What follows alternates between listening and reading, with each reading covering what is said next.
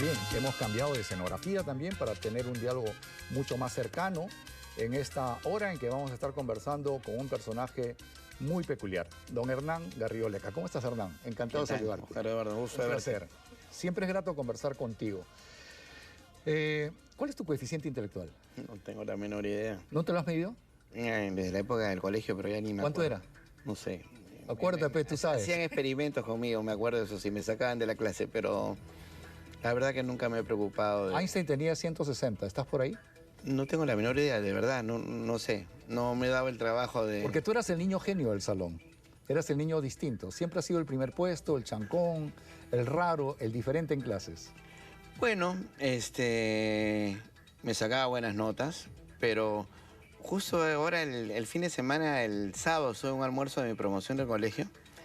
Y creo que nunca, tampoco fui el nerd de la clase, ¿no? O sea, tenía muy buena relación con mis compañeros, me gustaba divertirme igual que todos, o sea, no...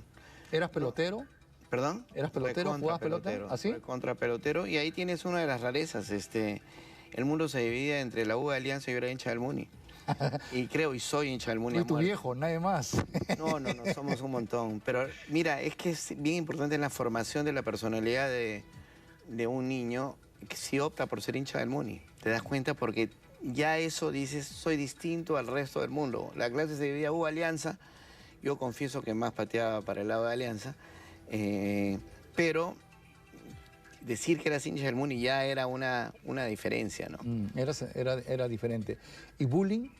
Porque siempre al gordito, al chancón, al estudioso, le cae la mancha, ¿no? No, ahí me las ingenié muy bien. Tenía un amigo que ojalá que esté viendo, Carlos Escusa, con el que estuve el fin de semana, que era él decía que era el Al Capone del colegio, ¿no? Y yo era el Consiglieri. Entonces, no pasaba nada. Nos llevábamos muy bien. No ha habido broncas, mechaderas en el colegio. No, nunca. Y eso que era un colegio de la Marina, donde... ¿Tú estuviste en la primaria en el Pestalozzi y en la Marina en el Liceo Naval? Los 12 años de colegio. Los 12 años estuve muy feliz y fui muy feliz en el Liceo Naval. ¿Y por qué en la Marina? ¿Por qué te metiste a ese colegio? ¿Qué pasó? Porque tenía 4 años, mi mamá quería meterme al colegio de todas maneras, me llevaron a un par de colegios y no me aceptaban porque estaba muy chico. Mi mamá insistía, mi mamá después se hizo psicóloga. Y tenía un tío que falleció hace poco como vicealmirante, pero el liceo recién se creaba. Yo soy la primera promoción que hace los 12 años en el colegio. Y entonces me pusieron al Liceo Naval. Y cuando me quisieron cambiar, pues vivíamos en Chacaría y era lejísimos, el colegio quedaba en Bellavista, yo no me dejé cambiar. Mi hermano se dejó cambiar, yo no me dejé cambiar. Dije, no, yo me quedo en el liceo y creo que fue una gran decisión por los valores, el amor a la Marina, las Fuerzas Armadas. Es una formación distinta que yo agradezco mucho. Y fíjate que mi primer libro, digamos, importante, que es Piratas en el Callao, en realidad es una recreación de varias cosas que pasaron en el Liceo Naval. Claro, es ficción, pero está inspirado en mi vida en el colegio, las visitas a Real Felipe, la relación con Grau, el combate del 2 de mayo, todas esas cosas para nosotros eran importantes. Un día le pregunté a mi papá, porque mi hermano y yo éramos muy distintos, y ya preocupado, pensando cuando yo tuviera hijos. Y le dije, ¿cuál crees que fue la diferencia? Y mi papá me contestó el colegio. La formación militar. Ni siquiera era una formación militar, pero eran los valores cívicos. Propio de una institución castrense, ¿no? Claro. Y por eso es que eres oficial de reserva. ¿Qué grado tienes? Soy coronel. ¿Cómo así has llegado a coronel? ¿Cómo un civil llega a coronel? Qué interesante. Eso empezó, en realidad, el antecedente más remoto es el terremoto del 15 de agosto del 2007. Yo era ministro de Vivienda.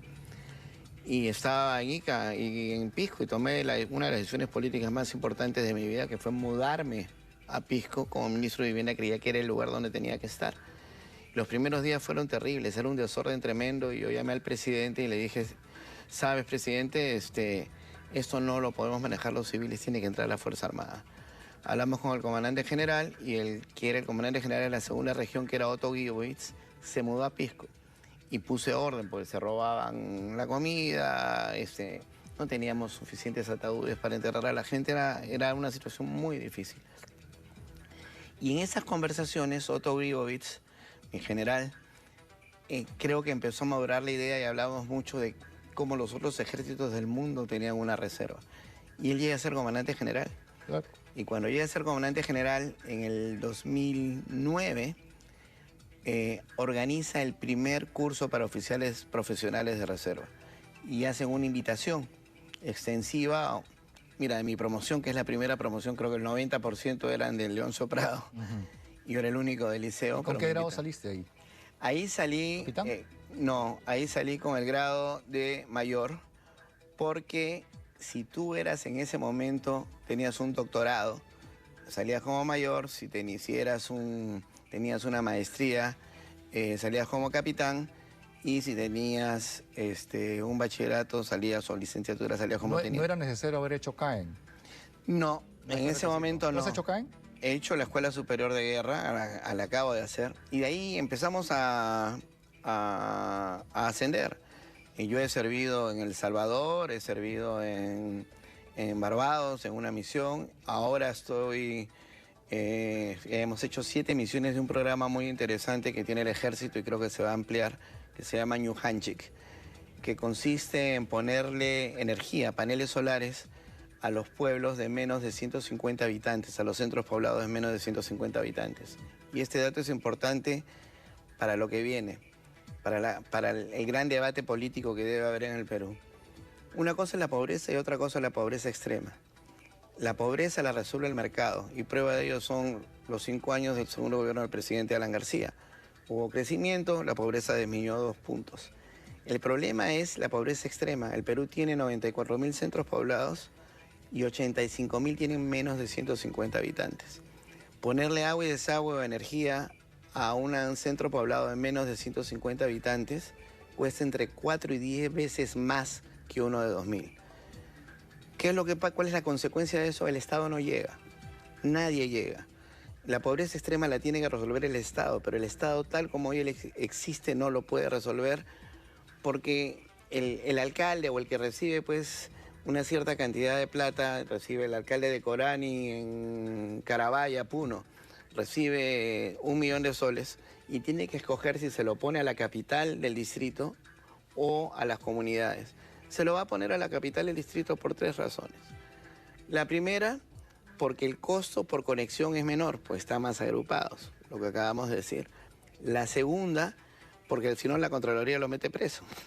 Y la tercera, porque son más votos. Entonces, el sistema está diseñado para un aislamiento, una exclusión reiterada de este gran segmento de la población, y creo que lo que está haciendo el ejército, y yo me siento orgulloso de ello, y de todos mis compañeros de oficiales profesionales de reserva, soy el oficial más antiguo y por lo tanto el que Antigüedad es clase. ¿Ah? Antigüedad es clase, ¿no? Antigüedad es clase. ¿Puedes llegar a general? Solo hasta coronel, por una... Como Bolognesi. Como una acción, pues solo menos una acción distinguida podría ser un caso de guerra exterior, un salvataje. El otro día estaba yo en Sangabán y estábamos instalando paneles, que es la selva de Puno, y nos rodearon un grupo de gente porque creían que íbamos a exterminar cultivos de coca. Y en la primera misión que tuve, que fue poco después de los problemas que hubo en Puno, estábamos en un pueblo Buenavista, en la provincia de Azángaro, en Puno, y llegamos con los paneles y nos rodearon inmediatamente, y yo lo que pensé fue Ushurajay 2. Nosotros Wow. uniformados, con los celulares nos preguntaban qué hacen acá, Dina asesina, es decir, fue un momento tenso, y atiné a hacer una bromita en quechua, no me acuerdo qué dije, y se relajó la cosa, hablamos con el presidente de la comunidad, le pusimos el primer panel y ha sido una revolución. O sea, empezamos en Azángaro, hemos continuado en Es que el quechua Carabaya, es dulce. Melgar. El quechua es dulce, el quechua es Bueno, cariñoso. el programa se llama Ñujanchik y esto es bien interesante. En castellano yo digo nosotros, y puede ser nosotros los oficiales profesionales de reserva o nosotros los amigos que nos hemos Esto abarca reencontrado hoy. todo. En quechua, si yo digo Ñujaiku, es nosotros excluyéndote a ti. Yo digo Ñujanchik, es nosotros incluyéndote a ti. Por eso el programa se llama Ñujanchik, nosotros con ustedes incluidos. Es más, has hecho una marcha. Han musical. hecho... ¿Has participado en ello? Bueno, he participado dando algunas ideas, pero en realidad la letra y la música tienen que ver. Fue un general, mi general Agramonte, Jorge Agramonte y Alex Bryson, que es medio músico, entre los dos, y confieso, utilizando inteligencia artificial, compusieron esta marcha que es un poco el himno de estas misiones, ¿no? Una de las peculiaridades también de tu vida es el hecho de ser un inventor. Has inventado y tienes muchas patentes. Tienes aquí un producto, por ejemplo, el más famoso tal vez es el de la cubeta de hielo. Sí. Cuéntanos en qué consiste este invento. A ver, normalmente esta es una cubeta de hielos. Nosotros lo ponemos en la refrigeradora, se congela y tú lo sacas y le echas un poquito de agua y empiezas a hacer así, ¿no? Sí. Lo volteas y cuando tuve el primer chispazo lo traté de poner en una cubeta, no una cubeta, una especie de baldecito donde tú pones para después servirte, sí. Y se me cayeron los hielos, pisé uno, me caí al piso y allí pensé, ¿cómo es posible, era el siglo XX todavía, el 96, que no hayamos resuelto este problema? Ya es prácticamente el siglo XXI. ¿Cuál fue la solución? La solución fue ponerle una tapa deslizable, ¿no? Y lo que pasa es que si tú te fijas, acá, yo aprieto acá y por la forma solo sale un hielo. Oh, entonces acá sale el otro. No pierde los demás. Entonces los hielos salen uno por uno. Y nada, me gané el Premio Nacional de Inventos acá. Y ahí viene una cosa importante. En Erasmo lo voy a tener que contar. Me fui donde Erasmo Wong y le digo, la cubeta no era tan sofisticada como este era el prototipo. Y lo convencí de vender en Wong las cubetas de hielo. ¿Y qué te dijo? Me dijo que sí, al comienzo me apoyó. Pero como a los 2 meses me dijo, oye, tengo que sacar las cubetas porque son muy caras. Entonces yo le digo, Erasmo, pero son más caras porque son mejores. Claro. Y seguro tiene más material, no hay forma de que sean más baratas. No, me dijo, lo siento. Bueno, me dio la oportunidad, pero creo que vendí, no sé, 3.000 cubetas. Y tuve un viaje a Estados Unidos, y Eduardo de Nemostier, te menciono, Eduardo, porque fuiste crucial en eso. Yo estaba trabajando para Basa y me presentó a un agente en Estados Unidos, le interesó la cubeta, licencié la cubeta, hicimos algunas modificaciones con un diseñador italiano. Y como un año después, en Chicago, presentamos la cubeta y el primer día vendimos 130.000.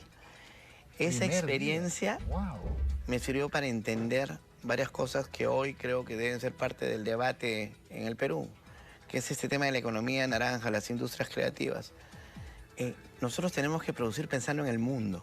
Mi error fue creer que triunfaba si vendía en Wong. Claro. No fui capaz de pensar en primera instancia, mi mercado es el mundo.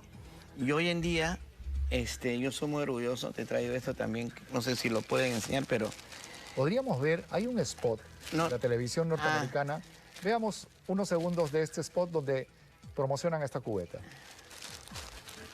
I'm Tal from OXO. I'm here to demonstrate this unique no-spill ice cube tray. This ice cube tray has a silicone lid that keeps water from dripping, even at an angle, so you don't have to worry about tiptoeing to the freezer. It works using air pressure and surface tension, which produces secure seal, just like this. To use, simply fill the tray with water. Entonces, has tenido publicidad en los Estados Unidos, sí. Tienes un mercado importante, pero este es otro... No, eso lo que te quería enseñar es que una vez que licencié la patente, me dieron las primeras cubetas y decía Made in China. Y me dolió. Entonces llamé al presidente de OXO, que era Alex Lee. ¿OXO de México? OXO no, con una X, esta de acá, que es una compañía que hace estas cosas en Estados Unidos, que es de Singapur. Él ya se retiró. Y le digo, oye, quiero cambiar el contrato. Y se molestó mucho. Y me dice, ¿pero qué quieres cambiar? Ya estamos de acuerdo. Le dije, no, porque dice Made in China. ¿Y qué quieres? Quiero que diga Invented in Perú. ¿Eso nada más? Le dije, entonces lo quiero en negrita, le dije. ¿Lo quiero qué? En negrita. Ya. Entonces, como verás, ahí sale Made in China, pero en negrita sale Invented in Perú. Oh, y es patente norteamericana, ¿eh? La patente sí es una patente norteamericana. La patente es norteamericana. ¿Y cuántas patentes tienes? 11. ¿Qué cosas has inventado? Tengo esto, tengo una silla, cama de parto vertical, que es en colaboración con Julian Lockett. Tengo este de acá, que creo que he traído uno, que es... Esto de la cama vertical, de parto vertical, es una costumbre muy nuestra. En realidad... Nuestras mujeres en la serranía, cuando van a parir, pues van cerca a un río, el marido ayuda y alumbran al niño de pie. En realidad, sí. A ver, yo tomé conciencia del problema de que muchas mujeres no querían dar a luz echadas cuando era ministro de Salud. Encontré que lo primero que hice para poder evaluar mi gestión, dije, quiero los indicadores básicos de salud pública en el Perú. Y uno me llamó la atención, era la muerte materna. La cantidad de mujeres que morían al dar a luz era comparable a Haití o Bolivia. Y yo dije, bueno, como economista esto no puede ser. O sea, el nivel de desarrollo que tiene el Perú tiene que haber alguna razón para esto. Llamé a los médicos y me contestaron una cosa terrible. Me dijeron, es que las señoras son unas ignorantes. No quieren bajar al puesto de salud a dar a luz. Yo dije, miren, con la experiencia que tengo, que una persona sea ignorante puede ser, pero que un grupo de personas actúen colectivamente y tengan el mismo comportamiento no es. Entonces, una economista que trabajaba conmigo y una obstetra, una ginecóloga, y ustedes se van a encargar de ir a Chumbivilcas, Casapuno, a las zonas donde la tasa de mortalidad materna era mayor, y vengan y díganme qué pasa. Entonces regresaron y me dijeron, son 4 razones, ministro. De abajo para arriba. ¿Con quién dejo a mis hijos? ¿No? Por eso no bajaban, porque si bajan al puesto de salud y les viene una hemorragia, que es lo que suele suceder, y en el Perú se muere más rápido porque la gran mayoría de señoras son anémicas, ¿no? ¿Con quién dejo a mis hijos? ¿Con quién dejo a mis animales? No hablan quechua, no hablan aymara, no hablan ayánica, pero la primera razón fue la que fue así, como un rayo. Me hacen parir echada. Y en ese momento pensé, claro, o sea, ¿cuál es la posición ergonómica natural para que una mujer dé a luz? Y es en cuclillas o en posición vertical. O sea, si está echada, la mujer está empujando contra la gravedad. Claro. Pues tenemos el video de esta... ¿Cómo se llama la cama? ¿Cama vertical? Cama de parto vertical, la produce Metax, a quien con Julian Lockett, padre e hijo, hice el desarrollo. Ahí estamos viendo. Y ahí está, sí, sí. Okay. Entonces, se pone en forma vertical. Se pone en forma vertical y le permite... Pero mira, empecé a investigar y durante 15 millones de años las mujeres dieron a luz en posición vertical. Y tengo un registro en Mesopotamia, en China, en la cultura moche, hay huacos retratos. Claro. Con lo que tú decías, el marido detrás o una partera ayudando. ¿Y ha tenido éxito este invento? Sí, claro. En África se ha vendido, se vende en el Perú. Ahora que hablas de África, vas mucho a África. A Sudáfrica, ¿no? No. En Sudáfrica nunca he estado. Voy al África. Hoy día me han contratado, me han dicho, me van a contratar para ir a Nepal. ¿Por qué viajas tanto? ¿Por qué te vas tan lejos? Nadie es profeta en su tierra, pues. No, es una experiencia importante. ¿Asesoras al gobierno de África? He trabajado en 16 países en África, a veces, normalmente con los gobiernos, pero a veces también con el sector privado. Algunas veces son experiencias peruanas, por ejemplo, obras por impuestos que se desarrollaron en el segundo gobierno del presidente Alan García. El IFC, el Banco Mundial, produjo un documento diciendo que era una gran idea del Perú. Y conocí al presidente de Angola, que ahora ha sido reelegido. No estaría muy de moda porque es fanático de Cueva, así lo conocí, de Cristian. Y le hablé de esto y se interesó. Entonces trabajé con el Ministerio de Economía allá y han hecho una cosa parecida, ¿no? Entonces muchas de las... En el África ven a América Latina y al Perú con muchísima simpatía y te sorprendería el respeto que nos tienen, ¿no? Es más, hay cultivos ahora de yuca, de papa y hay consumo de cuy en el África, ¿no? Bueno, ha salvado mucho la alimentación en África el cuy. La relación entre África y el Perú es muy interesante. Yo llegué a Ghana, a Guinea, perdóname, a Guinea y estaba hablando con el presidente de Guinea en ese momento y me estaba explicando y hay varias etnias allá y una son los mandinga. Entonces le dije, mire qué curioso, en el Perú dicen el que no tiene de inga, No tiene tiene de de mandinga. Y me dijo eso. Entonces empecé a ver, y claro, en la época de la esclavitud, una de las etnias que vino al Perú, que venía vía Cartagena, eran los mandinga. Los mandingas, ¿no? Entonces empezamos a intercambiar música, y la música era muy parecida. Yo terminé escribiendo una novela que se llama De regreso a Timbuktu, que es un poco, son 3 historias, una dura 5 días, otra dura 5 años y la otra dura 50 años, pero están entremezcladas. Y es una excusa para hablar de la afrodescendencia, de la historia de los afrodescendientes en el Perú. Estamos conversando con don Hernán Garrido Leca, economista, inventor, escritor peruano, que nos cuenta todo lo que ha significado este crecimiento intelectual. ¿Qué otros productos has podido patentar que tienen consumo masivo? ¿Tienes alguno de ellos acá? Acá hay otro. Este es un desarrollo que hice hace no mucho con Luis Camuso, un gran amigo mío, que es un lápiz, le llamamos biopencil, está hecho de algas. Cualquier lápiz que tú tienes que están hechos de madera es terrible. Yo desde chiquito tenía un trauma con eso, porque se hacen de cedro rojo usualmente. Y para hacer un lápiz, el árbol tiene que crecer entre 12 y 14 años, lo cortan y lo convierten en un lápiz. Yo no tengo problema con cortar un árbol para hacer una mesa, un mueble, pero cortar un árbol de 14 años para hacerlo polvo en 2 semanas era un poco un trauma. Y mira lo que es, como la investigación y desarrollo, Lucho Camuso y yo estábamos buscando reemplazar la baquelita que tienen los celulares por algo que sea biodegradable, porque todo el mundo dice el plástico. El plástico es un problema del siglo XX, el problema del siglo XXI son los electrónicos. Nadie lo dice porque todos estamos usufructuando de la tecnología, pero tarde o temprano va a haber un problema. Entonces estábamos buscando hacer las planchas donde se ponen los chips de un material biodegradable y estábamos trabajando con algas, que ya habíamos hecho varias cosas con algas. Y se doblaba, no resolvíamos el problema y estábamos sobre la mesa, empezamos a ver y salió la idea, ¿por qué no hacemos lápices? Entonces dijimos, bueno, vamos a hacer lápices de algas.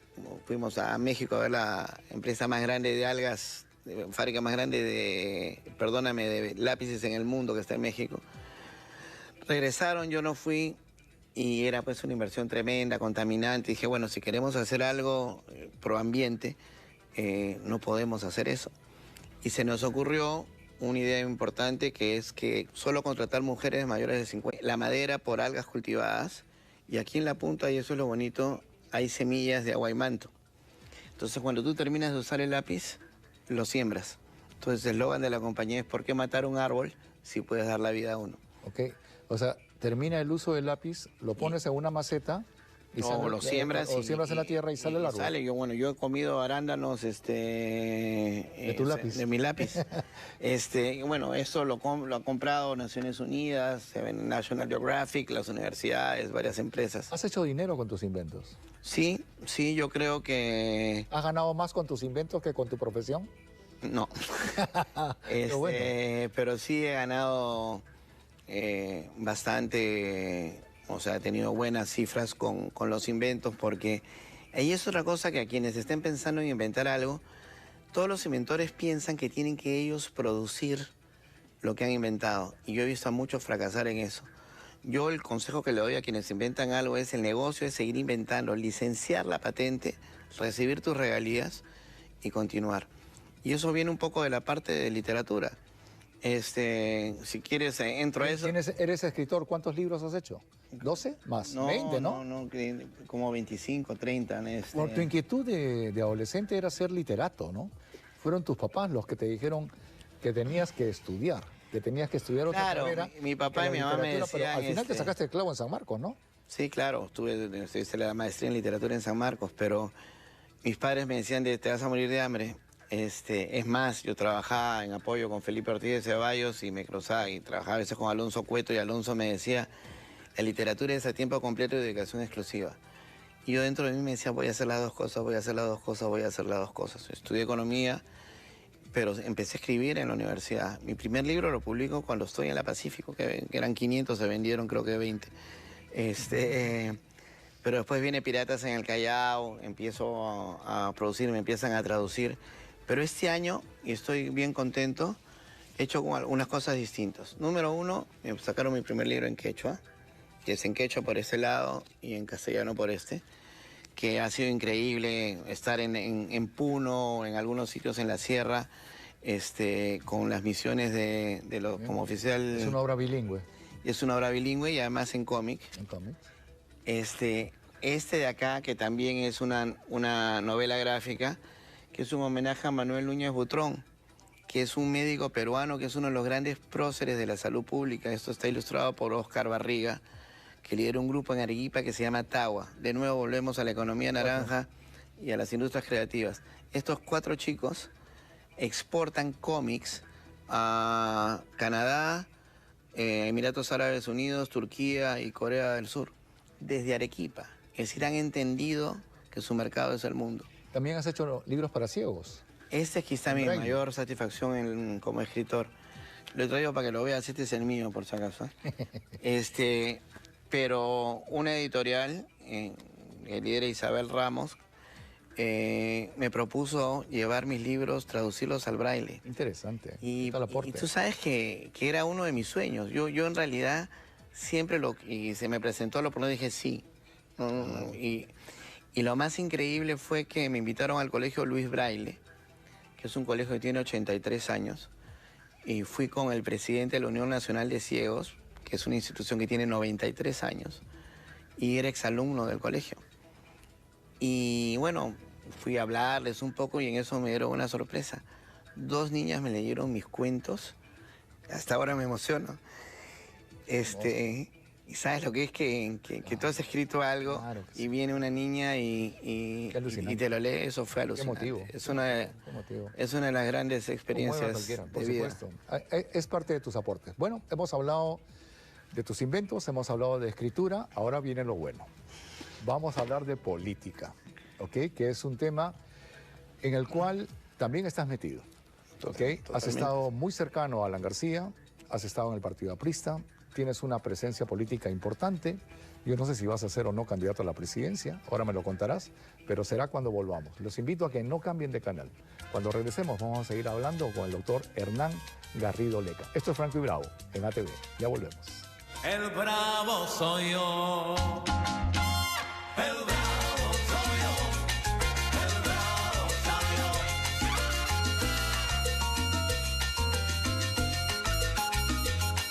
El bravo soy yo.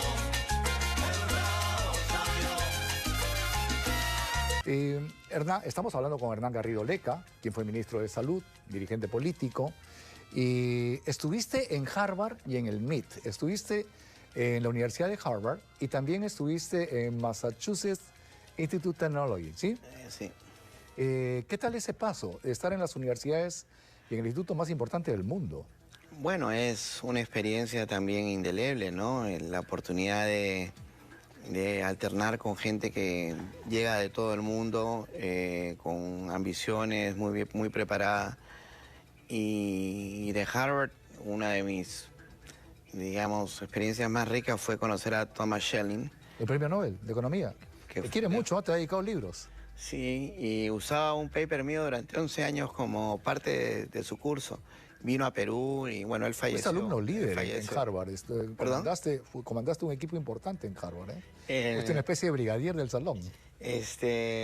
Bueno, estaba activo también en política, o sea, lo había hecho en la Pacífico, después llegué a Harvard y por supuesto organicé ahí a todos los latinos. Y Tom Schelling era un tipo muy interesante. Yo lo conocí cuando no era premio Nobel y yo le decía a mis compañeros, este va a ser Nobel. Y después vino al Perú y en un almuerzo estuvimos con una cena con su esposa y mi esposa. Yo le enseñé una serie de papelitos que yo tenía, que él me había mandado a mí, que yo los había guardado. Y me dice, ¿y esto? Es que yo sabía que ibas a hacer Nobel y me los había guardado. Qué buen ojo. Bueno, eso sí, MIT es una universidad distinta, es una universidad mucho más orientada a la ciencia y a la tecnología, a la innovación. Y creo que de ahí viene la influencia que tuve después en el tema de las patentes. Y creo que fue una muy buena combinación. Bueno, estuve en San Marcos Bueno, en literatura, ¿no? Eres un tipo que ha estudiado mucho. Actualmente eres rector de una universidad. No, no, no. ¿Ya no estás? Fui rector hasta... Estuviste en la UPAL, la Universidad Peruana Alemana. Fui rector hasta mayo del año Ya pasado. dejaste la universidad. Sí, la dejé. Yo en realidad entré ahí por Roger Amorús. Oigan, qué buen tipo, ¿no? ¿Qué tal? Gran tipo, un Gran tipo tipo, un tipo muy extraordinario. generoso. ¿Qué tal pérdida para el país de un hombre visionario, eh? Y además de una historia de esas, que Ah. yo la escribiría y la publicaría en como una novela gráfica, ¿no?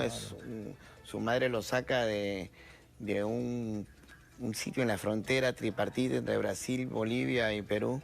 Y se lo lleva en una canoa para que vaya a estudiar la media a la megalópolis que era Puerto Maldonado. Y de ahí llega acá, cómo se abre camino. Es una historia No, increíble. interesante. Y de verdad que era un tipo muy generoso. Si en algo habría que definirlo a él, yo creo que la palabra es generosidad. Porque, mira, él era de Puerto Maldonado y todos los alumnos de la UTP, nacidos Claro, que en tenían Madre de DNI, Dios, estudiaban gratis en la UTP. gratis. Sí, sí. Un día llegamos en su avión a Puerto Maldonado y nos ponen alfombra roja. Y yo, wow, ¿qué tal la atención? Y el muchacho se emociona, lo abraza y llora. Y le dice, señor, le hago esta atención porque yo soy ingeniero aeronáutico gracias a él. Él me regaló los estudios. Sí, sí. No, Todos los nacidos en Madre de Dios estudiaban gratis en su universidad. Has estado y estás metido en política. Sí, ¿Desde chiquillo eres aprista? sí, desde los 16. ¿Por qué? ¿Por tu papá? Mi papá era Tu papá era aprista. el médico de Víctor Raúl, ¿no? No, no, no. ¿O tenía una buena relación con él o era tu tío? Mi tío, que también fue ministro de Salud, fue ministro de Salud en el segundo gobierno de Prado. Su padre fue ministro de gobierno en el primer gobierno de Prado. Y su hijo fue ministro de Economía en el segundo gobierno de la UNDE. De ahí vengo yo con vivienda y salud. O sea que en los últimos 50 años, 5 hemos servido al país, en La Paz. Ujú. Este oso de anteojos es de Machu Picchu. En realidad ella es de la zona de Amazonas, de Chachapoyas, y después se va a vivir a Lambayeque, a una reserva que hay ahí que se llama Chaparrí, que es un centro de rescate de osos, y es la personaje principal de mi última película, que es Milagros, una osa extraordinaria. ¿Cuántas películas has hecho? Animadas 4 y 2 documentales, ¿no? Uno sobre Justicia para Alan y otro sobre los 1214 apristas asesinados por Sendero Luminoso y el MRTA. Esta película que hiciste sobre Alan pegó muchísimo, se comentó muchísimo, ¿eh? Fíjate que no la hice, me acordaba de Alan cuando en el buen sentido dijo la plata llega sola, porque no la hice pensando en Dinero. dinero, pero cuando estábamos avanzando vino un distribuidor y me dijo que la quería llevar a los cines. Me sorprendió, le dije, bueno, por supuesto. Y en los cines empezó a darse un fenómeno increíble, la gente se paraba, lloraba, aplaudía, y gente en todos los sectores. Yo la fui a ver al mall del Sur, porque no había entradas y mi esposa quería verla y entonces nos tuvimos que ir al Mall del Sur, que es lejísimo para nosotros. Y también fue increíble, pero aquí cerca, en el Óvalo Gutiérrez, en los cines, en el Cineplane de ahí, estaba lleno todas las noches. Fue una experiencia increíble, ¿no? Tú estuviste también cercano en algún momento a Luis Castañeda Locio. Sí, sí. Es más, también. tú y yo tuvimos un contrapunto porque Lucho se molestó contigo porque te fuiste de la agrupación pero tú eres muy generoso, eres un gran amigo. Y cuando nos tocó trabajar juntos con Genaro Delgado Parker, a mí me emocionó mucho porque a pesar de la discrepancia que tuvimos, tuviste la generosidad de darme como un abrazo, la bienvenida, y como buen político y como hombre inteligente dijiste, lo pasado, pasado, amigos hasta viejitos. Y eso me dice mucho de tu persona. Y Alan también tuvo un gesto contigo, porque tú te peleas o no hablas bien de Alan. Y yo le pregunto a Alan García, le digo, presidente, ¿por qué ahora nuevamente con Hernán? Y me dijo, porque tal vez es el hombre más inteligente del país. Bueno. Y ese muchacho tiene que trabajar con nosotros porque tiene mucho para aportar al país. Fue una reconciliación interesante la tuya con Alan. Sí, sí, tuvimos, yo estuve en el primer gobierno, él Me nombró primero al Interbank, CEO del Interbank a los Claro. 25 años. Yo te conozco ahí como presidente de Interbank. Y vicepresidente ejecutivo. Y de ahí me hace negociador de la deuda a los 26. Y claro, era una relación, él me decía una palabra que solo él me decía, ideoso. Me decía, yo le digo, oye, tengo 26 años, cuando me presente ante los 300, 200 bancos que el Perú le debe plata, 19.000 millones de dólares, van a decir, ¿qué hace este chiquillo acá? Y me dijo una cosa bien graciosa, me dijo, mira, tengo dos razones. Una te va a gustar y la otra no. Y le digo, a ver, empieza. Y me dice, el problema de la deuda externa no se va a resolver como se ha tratado de resolver hasta ahora. Tiene que ser algo distinto, tiene que ser algo que tiene que ser fuera de la caja. Y tú eres ideoso, por eso creo que tú eres la persona indicada. Ah, le dije, ven. Y la otra, mira, de todos los que están acá, el que habla mejor inglés eres tú. Y bueno, yo la verdad que aprendí mucho del presidente García, me acuerdo de él todos los días, yo cruzo la Javier Prado con aviación y no puedo dejar de pensar en él. Una vez en el 86, que yo era negociador de la deuda, me dice, vente a comer unas chirimoyas, pues para él casi todo era comida también. Sí. Y entonces cuando ya me estoy yendo de la oficina había estas pizarras blancas que ahora son bien comunes, pero en esa época no eran tan comunes. Yo tenía 26 años, ¿no? Él tenía 37. Y veo unos dibujos. Y yo le digo, ¿y eso? Y me dijo, todo presidente tiene que tener sus pirámides. Y yo me reí, por supuesto. A ver, explícame. Y me empezó a decir, mira, esta es la Avenida de Aviación y esta es la Javier Prado. Acá va a estar la Biblioteca Nacional, acá el Gran Teatro. Me dijo, el Lincoln Center es un chancay de a medio, ya vas a ver lo que va a hacer esto. Entonces va a venir el tren eléctrico y la gente se va a llamar en esta estación de la cultura y el museo va a estar acá. Bueno, acabó el gobierno, pasaron 10 años terribles y más, y eso no fue realidad hasta el segundo gobierno. Igual que el Yo tren cada eléctrico. vez que paso por ahí, Claro. pienso en él, la visión que tuvo. Ese ¿Lo extrañas? Sí, claro que sí. O sea, la verdad que... Y era un hombre inteligentísimo, ¿no? No, ¿Qué tal? inteligente, memoria. Creo que era una relación además intelectual. O sea, ¿Cómo fue ese perdón? ¿Cómo fue ese acercamiento entre ustedes? Porque le picó lo que tú dijiste. claro que le picó y además... ¿Por qué lo dijiste? No dije de todo. ¿Por qué? Yo tenía... A ver, era 1986-87. Yo veía que se acababan las reservas, que íbamos a tener un problema, que no se estaba manejando bien la economía. Y el problema empieza porque yo le digo que hay que negociar con el Fondo Monetario Internacional. Y él me dice, me parece bien. Y le digo, mira, no podemos, yo estaba de acuerdo con limitar el pago de la deuda al 10% de las exportaciones, pero le digo, no podemos seguir así, hemos acumulado reservas, tenemos que salir de esto. Entonces Michel Camdesú era Entonces, el presidente del Fondo Monetario. Internacional. Entonces yo le digo, déjame hablar con él. Entonces le hice una propuesta que, basado en un poco estudiando la historia del fondo, como habían creado una facilidad especial cuando aumentaron los precios del petróleo, luego una facilidad especial cuando aumentaron los precios de los granos, de los cereales. Entonces me inventé el cuento de que esta era una nueva situación especial, que había un sobreendeudamiento de los países del tercer mundo y que había que dar una nueva facilidad especial. Y para acogerse a la facilidad especial tenías que tener tanto de per cápita, tanto de arrears, o sea, de retraso. Al final Nigeria y Perú eran los únicos dos que calificaban. Me dijo, genial, anda. Me voy, hablo con Camdesú, que le encantó la idea. Le dije, mire, señor Camdesú, usted consigue que la oveja negra vuelva al redil y lo que nosotros vamos a decir es que gracias a el pensamiento y las posiciones adoptadas por el presidente Alan García hemos modificado el orden financiero internacional y le hemos doblado la mano al Fondo Monetario Internacional. ¿Y? Si usted está de acuerdo, cada uno tiene su historia, y me dijo sí. Llamé al presidente, me dijo, regresa. Regresé, fui directo a Palacio y me dijo que había cambiado de opinión. Entonces ahí sí yo era chiquillo, pues él era el presidente. pero- Reventaste, te ardió. No, reventé porque le dije dado la palabra del Perú, etcétera, y él me dijo, no, no es el momento. Bueno, renuncié.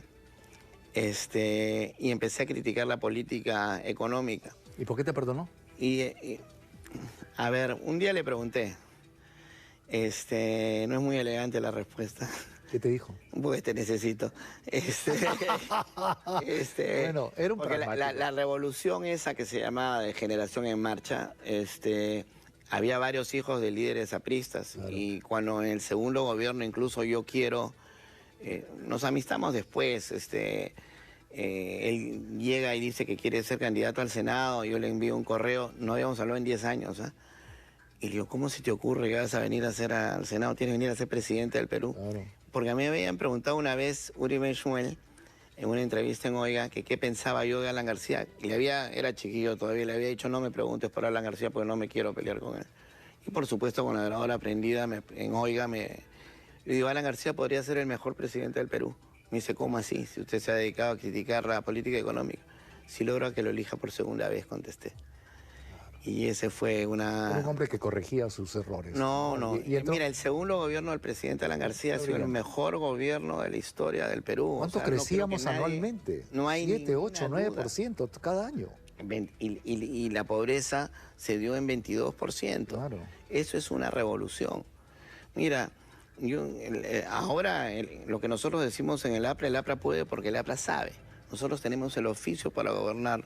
Nosotros Pero no los somos han acusado, una panaca. Hernán, pero los han acusado mucho de corruptos a ustedes. A los Bueno, apristas. esa es la narrativa construida por quienes no llegaron al poder por las armas, fracasaron en llegar por las urnas y entraron por la puerta falsa.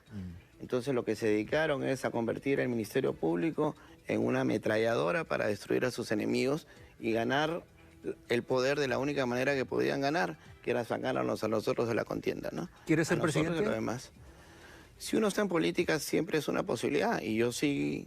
el APRA, ahí viene de nuevo, el APRA no es una panaca o un partido de empresa, ni tampoco parte de esa coalición o como dice La buen- panaca era la casta, la élite. de Claro, los cinco. la panaca real, digamos. la panaca. O sea, si tú ves los otros partidos en APP, ¿quiénes son los candidatos? ¿Acuña o Acuña? En el Son Fujimorismo, familias. Fujimori o Fujimori. En Podemos, Luna o Luna. El APRA es un partido democrático, vamos a ir a unas elecciones internas en julio del año pasado, el año que viene, y ahí hay varios candidatos. Somos el único partido que puede ofrecer hasta 5 candidatos presidenciales. Mira, Está- en este programa ya se lanzó Mauricio Mulder. ¿Ah? Bueno, Mauricio Mauricio se ha lanzado. Carla, la hija de Alan, también. está muy bien. Ahora tú tienes la posibilidad de ser candidato a la presidencia. Precandidato. Precandidato. Y nosotros vamos a elegir a está Aurelio Pastor, está Jorge del Castillo. Mira, ningún partido puede ofrecer. Nosotros somos un equipo. O sea, no es. Y esto es un partido político. Eso es lo que por tiene que ¿Por entender. qué el APRA podría delegar en ti la responsabilidad de conducir al país? ¿Por qué el país tendría que confiar en Hernán Garrido Leca? Serías si es que te eligen, el tercer gobierno aprista. ¿Este sería el mejor gobierno de la historia si es que tú llegas a ser nuestro presidente? Por supuesto que lo que nosotros queremos es hacer el tercer gobierno tiene que ser mejor que el segundo. Eso es lo que nos hemos propuesto. Yo vengo del sur, he estado en Cusco el fin de semana y lo digo desde ya, la campaña del APRA va a empezar en el sur. Nosotros tenemos que ganar el sur y esa es una decisión que hemos tomado. Vamos a ir a pelear el sur detrás de las líneas enemigas, ¿no? Una campaña política es lo más parecido a una campaña militar. Sí, el sur rojo, el sur de Humala, al cual el APRA sí lo puede derrotar. Sí, claro que sí, ya lo derrotamos una vez y a ¿No es enemigo tuyo Humala? O sea, ¿es un enemigo fácil? Políticamente, digo, un contrincante, no digan enemigo. Son adversarios, ¿no? O sea, enemigos solo son los que están fuera del perímetro de la Claro que Constitución. sí. Los demás son adversarios son políticos. contrincantes. No, yo creo que... ¿No te asusta? Hemos pasado 15 años intercambiando insultos.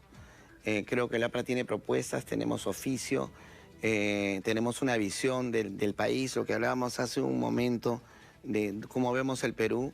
Geoeconómicamente hablando, el Perú ya no es el Perú de hace algunos años. Hoy en día, Rondón y Amazonas y Acre, que son 3 estados del Brasil, tienen el 20% del PBI del Perú y el 20% de la población. Geoeconómicamente son el Perú. Asís, que está cruzando el puente en Iñapari, está a 4.600 kilómetros del Atlántico y a 1.100 del Pacífico. Eso es el Perú, geoeconómicamente es el Perú. El puerto de Chancay equivale en el siglo XXI a lo que Víctor Raúl vislumbró en el siglo XX como el Canal de Panamá. Claro. El comercio en ese momento se daba en el hemisferio norte entre Estados Unidos y Europa. Y si Estados Unidos, que era el propietario del Canal de Panamá, le entraba algún día la rabia, nos cortaba el acceso al mercado. Hoy en día nosotros somos los dueños del hub, de la salida, del punto de partida de estos grandes trenes de 200.000 toneladas que van a salir recibiendo carga, yo me imagino desde Buenaventura, desde Guayaquil, desde Valparaíso, llegando a Chancay y saliendo hacia el Asia. Espero que te vaya muy bien en esta propuesta política. A mí sí me gustaría que seas presidente. Espero que la próxima entrevista la pueda tener en Palacio contigo. Creo que nos iría bien. Así, falta mucho tiempo, falta mucho tiempo, pero... Tienes que entrevistar además a más apristas. Nosotros somos un equipo. Así es. Y los estoy entrevistando. Y justamente el APRA puede porque el APRA sabe. Grábense justamente eso. por eso, el APRA puede porque el APRA sabe. Y justamente por eso es que estoy teniendo estos formatos. Mira, he conversado 1 hora contigo y me han parecido 10 minutos. Y lo que he querido es justamente que estoy teniendo estos formatos. Mira, he conversado 1 hora contigo y me han parecido 10 minutos. Y lo que he querido es justamente acercarte a la población, acercarte a los peruanos, para que conozcan un poco más, no solamente del personaje político, sino de todas las fortalezas que tú tienes y que puedes brindar a nuestro país. Mi querido Hernán, siempre es grato conversar contigo. Yo te agradezco mucho. Te deseo lo mejor. Que Dios te bendiga, mucha suerte. Bendiciones también. Igualmente, y estoy seguro que nos puede ir bien contigo. Y hay que trabajar duro y parejo. El APRA puede porque el APRA sabe. Y el APRA nunca muere. Así es. Sea SAP, solo el APRA salvará al Perú, decían. Solo Dios salvará mi alma y solo el aprismo salvará al Perú. Víctor Raúl. Carlos Phillips. Pues ha sido el economista Hernán Garrido Leca, a quien he recibido con mucho beneplácito esta noche aquí en Franco y Bravo. El día miércoles vamos a tener igual un diálogo con un importante dirigente de Acción Popular, Víctor Andrés García Belaúnde, Vitocho. Y así vamos a tener a las diversas agrupaciones para que usted pueda sacar sus propias conclusiones y llegar a un buen proceso electoral donde tenemos que elegir al mejor, no solamente al mejor peruano, sino al mejor equipo de todos los peruanos. Soy Oscar Eduardo Bravo, les agradezco vuestra gentil sintonía y el día de mañana estaré nuevamente con ustedes de 8 a 9 de la noche a través de Franco y Bravo en ATV+. Que pasen muy buenas noches. Dios me los bendiga. El bravo soy yo. El bravo soy yo. El bravo.